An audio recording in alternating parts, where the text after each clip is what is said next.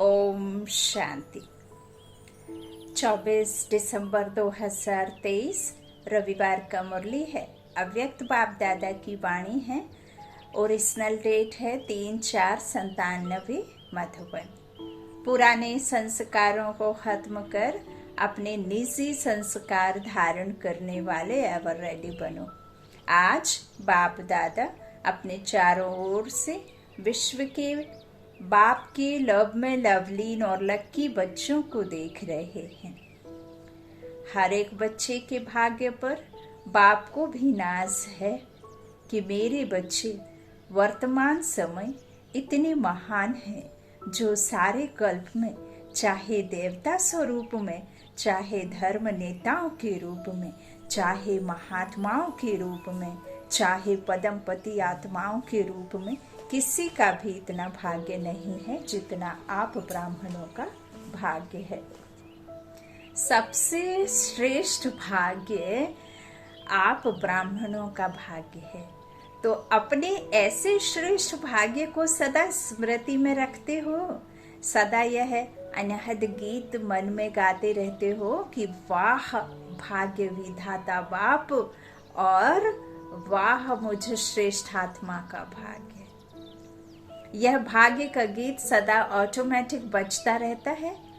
बाप बच्चों को देख देख सदा हर्षित होते हैं, बच्चे भी हर्षित होते हैं, लेकिन कभी कभी बीच में अपने भाग्य को इमर्स करने के बजाय मर्ज कर देते हैं। हाय रे मेरी किस्मत, हाय बाबा इतने दुख क्यों, मैं ही मिली, हाँ मैं ही मिला था। तो इस तरह से पुराने संस्कारों को मर्ज कर देते हैं। जब बाप देखते हैं कि बच्चों के अंदर अपने सौभाग्य का नशा निश्चय मर्ज हो जाता है, तो क्या कहेंगे? ड्रामा। लेकिन बाप दादा सभी बच्चों को सदा ही भाग्य के स्मृति स्वरूप देखने चाहते हैं। आप भी सभी चाहते यही हैं, लेकिन बीच में आ जाता है।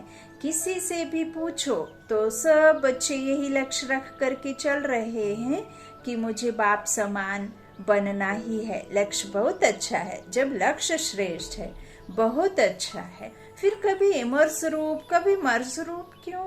कारण क्या?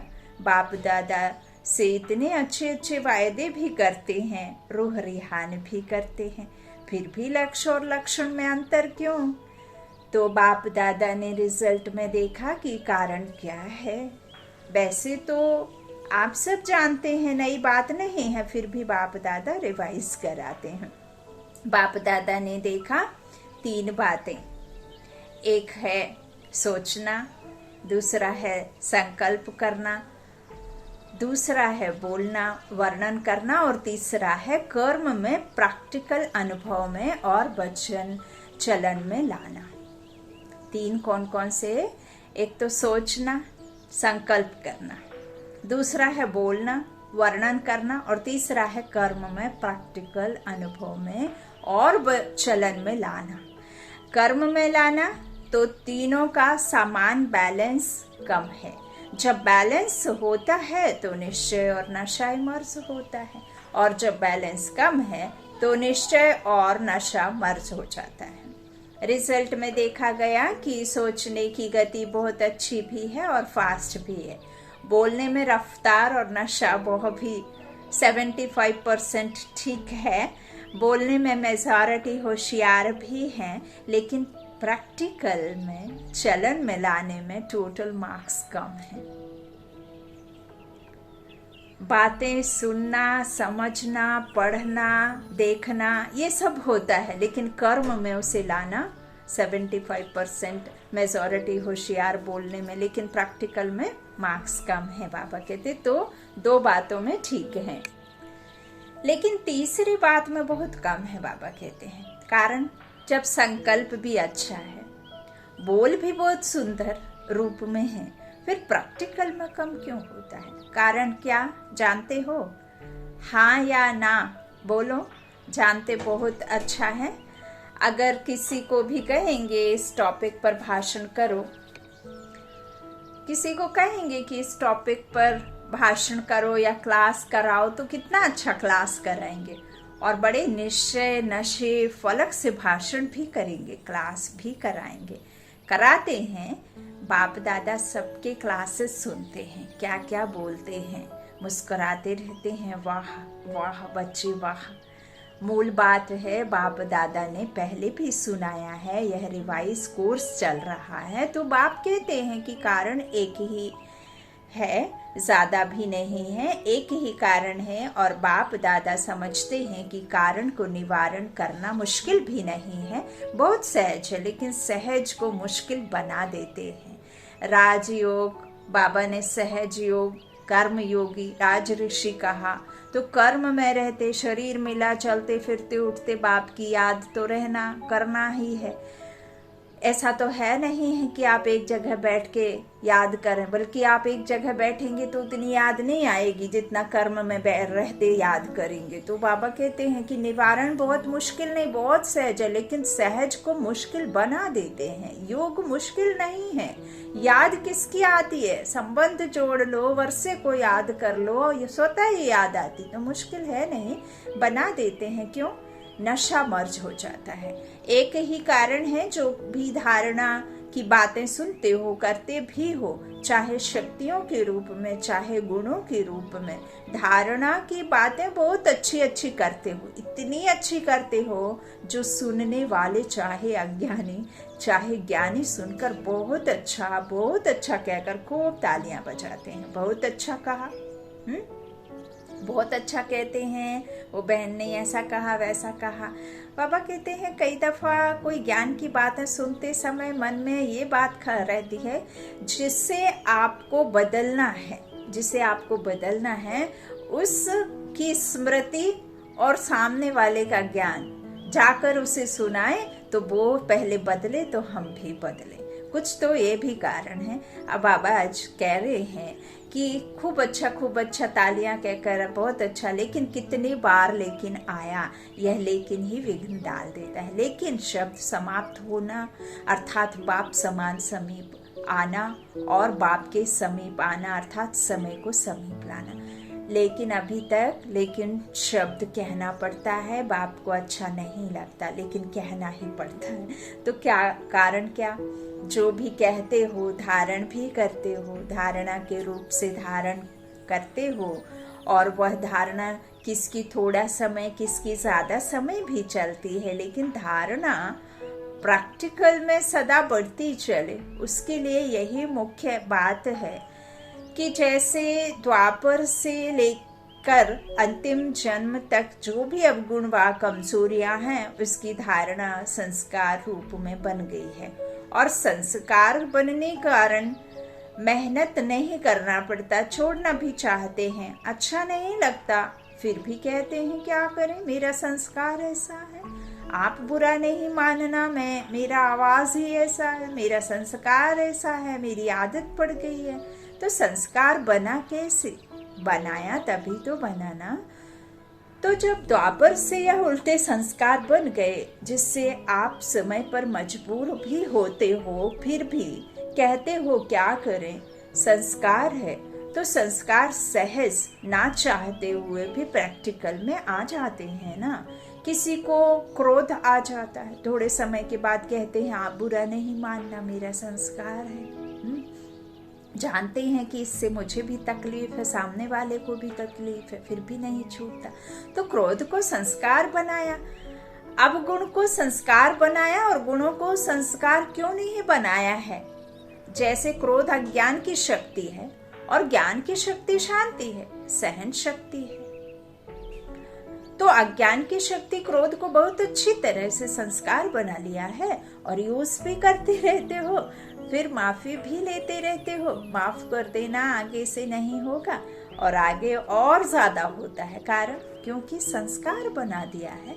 तो बाप दादा एक ही बात बच्चों को बार बार सुनाते हैं कि अभी हर गुण को, हर ज्ञान की बात को संस्कार रूप में बनाओ। बाबा ने जो सख्त गुण हमारी आत्मा के दिए हैं, उन्हें इमर्स करो, इमर्स करो, इमर्स करो, इमर्स करो, हैबिट बनाओ, संस्कार बनाओ। जो 5वां फोल्डर है आत्मा का उस फोल्डर को ओपन करो। जो सो गया है द्वापर से, उसे जगाओ। ब्राह्मण आत्माओं के निजी संस्कार कौन से हैं? क्रोध या सहन शक्ति? कौन सा है? सहन शक्ति, शांति की शक्ति यह है ना। तो अवगुणों को तो सहज ही संस्कार बना दिया, कूट कूट कर अंदर डाल दिया है, जो ना चाहते भी निकलता रहता है। ऐसे हर गुण को अंदर कूट कूट कर संस्कार बनाओ। मेरा निजी संस्कार कौन सा है? शांति है, हाँ, पवित्रता है, सहन शक्ति है। तो इस तरह से कौन सा है? सदा यह याद रखो। वह तो रावण की जायदाद संस्कार बना दिया, पराये माल को अपना बना लिया। अब बाप के खजाने को अपना बनाओ। रावण की चीज को संभाल कर रखा है और बाप की चीज को गुम कर देते हो, क्यों? रावण से प्यार है? रावण अच्छा लगता है या बाप अच्छा लगता है? कहेंगे तो सभी बाप अच्छा लगता है, सभी कहेंगे बाप अच्छा लगता है, यही मन से कह रहे हैं ना। लेकिन जो अच्छा लगता है उसकी बात निश्चय की स्याही से दिल में समा जाती है। जब कोई रावण के संस्कार के वश होते हैं और फिर भी कहते रहते हैं बाबा आपसे कितना प्यार है, तो कहते हैं आकाश से भी ज्यादा। बाप सुन करके खुश भी होते हैं कि कितने भोले बच्चे हैं, झूठ बोलते हैं ना, रियलिटी तो कुछ और ही है। तो फिर भी बाप कहते हैं, बाप का सभी बच्चों से वायदा है कि दिल से अगर एक बार भी मेरा बाबा बोल दिया, फिर भले बीच बीच में भूल जाते हो, लेकिन एक बार भी दिल से बोला मेरा बाबा, तो बाप भी कहते हैं जो भी हो जैसे भी हो मेरे ही हो, ले तो जाना ही है, अच्छे से बुरे से, हाँ, उंगली पकड़कर खींचकर साथ में साथी बनकर, जैसा भी है ना, दुल्हन बनकर चाहे बाराती बनकर। तो ऐसे बाबा के बहुत सारे मुरलियों में महावाक्य हैं। तो सिर्फ बाप चाहते हैं कि बाराती बनकर नहीं चलना, सजनी बनकर चलना। सुन करके तो सभी बहुत खुश हो रहे हैं, अपने ऊपर हंसी भी आ रही है, क्योंकि जानते हैं ना, आत्मा तो जानती है ना कि क्या रॉन्ग है क्या राइट है। अभी सुनने के समय अपने ऊपर हंसते हो ना, क्योंकि बात ऊपर आ गई ना, दबी हुई बात ओपन होगी, अपने ऊपर हंसी आती है, और जब जोश करते हो तब लाल पीले हो जाते हो। लेकिन बाप ने रिजल्ट में देखा कि बच्चों में एक विशेषता बहुत अच्छी है। वो कौन सी? पवित्रता में रहना। इसके लिए कितना भी सहन करना पड़ा है, कितना भी ऑपोजिशन करने वाले सामने आए हैं, लेकिन इस बात में 75% अच्छे हैं। कोई गसिया गपोड़ा भी लगाते हैं, लेकिन फिर भी 75% ने इस बात में पास होकर दिखलाया है। अब उसके बाद दूसरा सब्जेक्ट कौन सा आता है? क्रोध। देह भान तो टोटल है ही, लेकिन देखा गया है कि क्रोध की सब्जेक्ट में बहुत कम पास हैं, बहुत जल्दी क्रोध आता है। तो ऐसे समझते हैं कि शायद क्रोध कोई बेकार नहीं है, लेकिन बाबा ने काम को महाशत्रु तो क्रोध को शत्रु कहा है, साइड से ही लगा है ना। तो कई समझते हैं तो यह शस्त्र है, विकार नहीं है। लेकिन क्रोध ज्ञानी तो आत्मा के लिए महाशत्रु है, क्योंकि क्रोध अनेक आत्माओं के संपर्क में आने से प्रसिद्ध हो जाता है, और क्रोध को देख करके बाप के नाम की बहुत ग्लानि होती है। कहने वाले यही कहते हैं, देख लिया ज्ञानी तो आत्मा बच्चों को, क्रोध के बहुत रूप हैं। एक तो महान रूप आप अच्छी तरह से जानते हो, दिखाई देता है, यह क्रोध कर रहा है। दूसरा, क्रोध का सूक्ष्म स्वरूप अंदर में ईर्ष्या, द्वेष, घृणा होती है। इस स्वरूप में जोर से बोलना या बाहर से कोई रूप नहीं दिखाई देता, लेकिन जैसे बाहर क्रोध होता है तो क्रोध अग्नि रूप है ना, वह अंदर खुद भी जलता रहता है और दूसरे को भी जलाता है। ऐसे ईर्ष्या, द्वेष, घृणा, यह जिसमें है वह इस अग्नि में अंदर ही अंदर जलता रहता है। बाहर से लाल पीला नहीं होता, लाल पीला फिर भी ठीक है, लेकिन वह काला होता है। लाल पीला नहीं, काला होता है, जो अंदर ही अंदर द्वेष घृणा में जलता है, ईर्ष्या द्वेष में।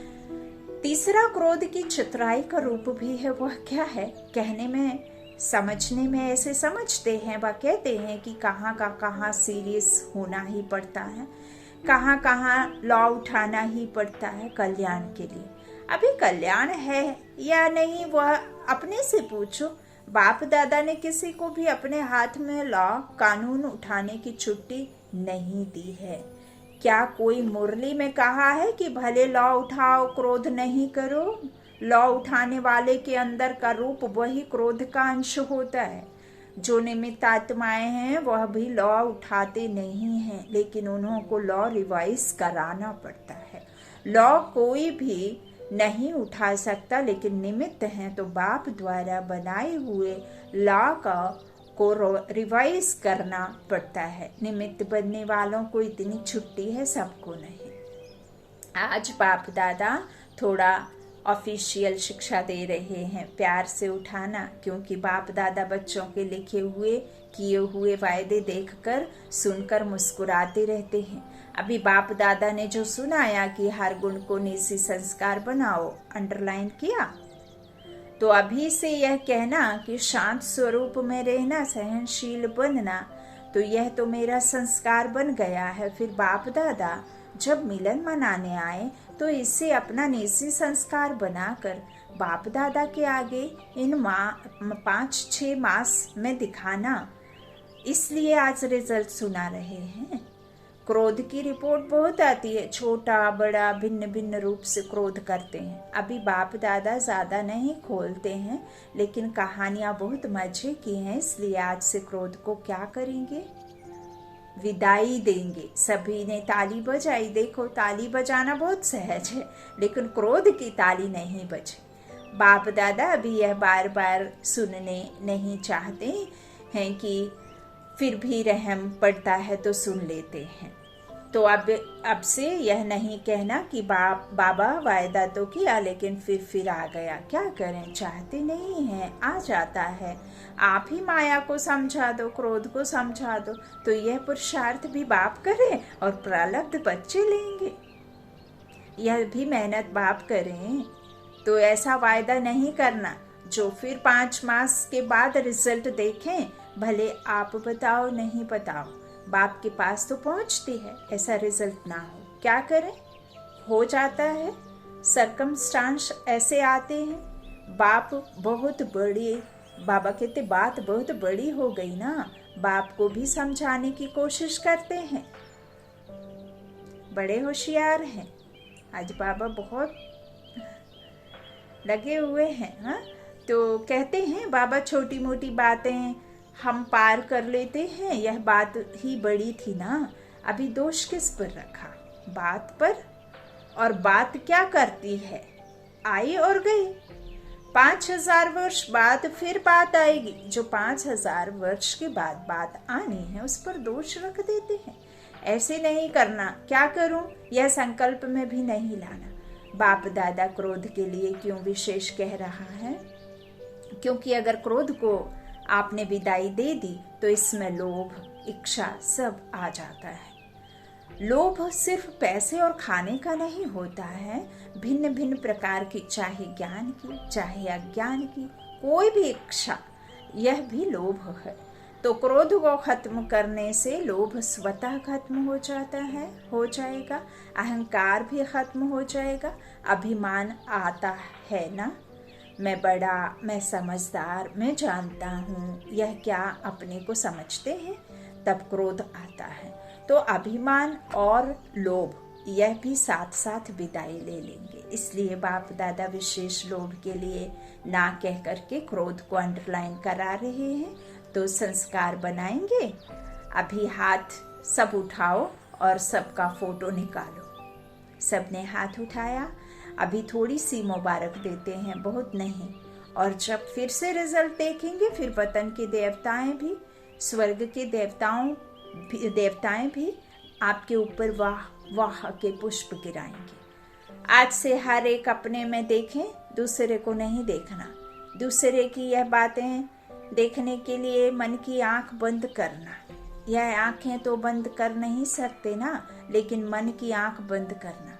दूसरा करता है या तीसरा करता है, मुझे नहीं देखना है। बाप इतना भी फोर्स देकर कहते हैं कि अगर कोई विरला महारथी भी कोई ऐसी कमजोरी करे तो भी देखने के लिए और सुनने के लिए मन को अंतर्मुखी बनाना। हंसी की बात सुनाए बाप दादा आज थोड़ा स्पष्ट सुना रहे हैं, बुरा तो नहीं लगता है?